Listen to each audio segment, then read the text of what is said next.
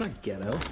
Oh, it's your Bye-bye. cheese. No, it's not cheesy. Bye. Bye. Just stay out. What? You don't have to come back. Okay, thanks.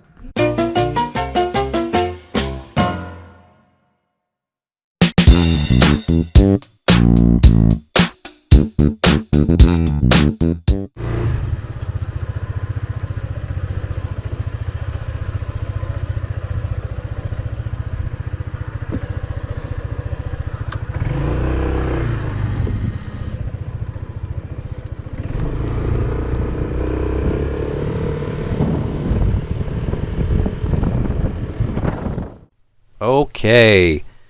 Hey, good afternoon, I should say, everyone. When I recorded this video, I have to laugh because I don't know if you can heard the commentary of my wife talking to me about something, and I'm like, ghetto. What is she talking about being ghetto? Well, we were talking about stickers. I'm a sticker fanatic. I don't know why, but I like stickers. Whatever. So I have a sticker on the back of my bike. Below my license plate frame, and I have a sticker on my helmet and another one on the front of my bike, and she's just making the comment, don't ghetto it up. I'm like, it's not ghetto. So it's pretty funny, the commentary when I had to remember what we were even talking about once I watched the video back. So I made a comment, something about it's not ghetto, it's not cheesy. Oh, it's not. So we're having a little light-hearted discussion about that. And then when she made the comment, don't come back, it's nothing like what it sounds. She's meaning that when I ride, I don't know what it is, but just I feel guilty going out and riding and having fun and being gone for more than an hour. It's just me. That's my mindset because, there's so much shit I could be doing around the house. And, it's just like one of those psychological games I play. So she don't care, though. Go out, ride, enjoy it. Everybody needs their free space. So that's my own fault. That is my own fault for being so strict about, my time. But I find myself going out, and, if I stay out more than an hour, I start getting that, oh my gosh, there's so much more I could be doing in life, So that's just me. But, I know with all the stuff we got to do around the house, there's a time and place for that. But in the meantime, I have to understand, there's not going to be too many nice, warm weather days like this to enjoy. So got to get over that mindset of always being at the house, trying to fix something or work on something, and just save those for a rainy day. Again, this is, as I'm recording this video, it's another, I think it was like 77 degrees. It was beautiful. Felt like a summer day. And this is November. Crazy. So I think this is going to be one of the last nice stretches of warm weather. And then, like I said, if anyone's familiar with the Midwest, Ohio area, Indiana,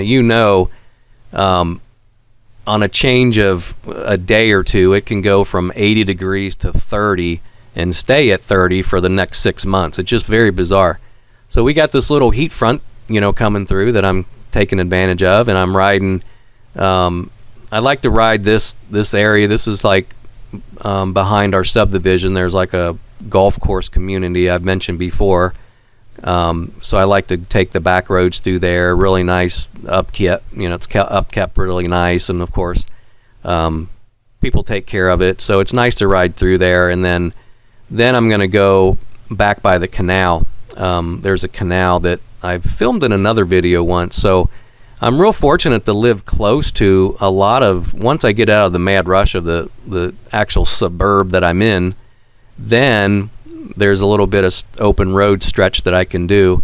But that's where I'm going now, down by the canal that I call it. It's called Canal Road, and it'd be nice to have a home down there. That would be awesome. Every time I go down this road, and there's another cyclist right there. It's a beautiful day. A lot of people out on bikes today, I've noticed, actually when I was riding today. But anyway, here's the little trail that I like to take on the ADV 150. When I turn down this road here, it goes back to the canal. So I'm going to kind of let you enjoy the scenery for a bit, and I will be back shortly.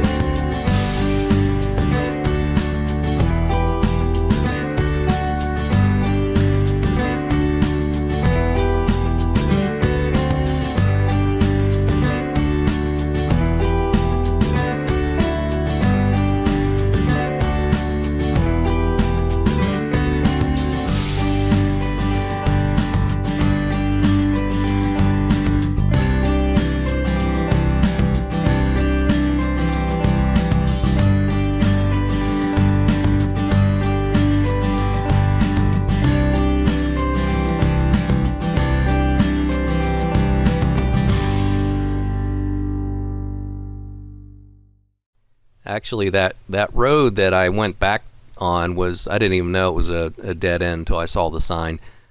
So, when you're on a little bike like this, it's kind of cool that you can just go exploring and it's not intrusive. Like I said, this is a very quiet bike.